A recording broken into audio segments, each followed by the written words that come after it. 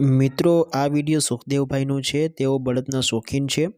મિત્રો, જો તમારે આવા વિડીયો મોકલવા હોય તો મારા આ વોટ્સએપ નંબર પર મોકલી આપજો। તમારા પણ વિડીયો આવી રીતના મૂકવામાં આવશે।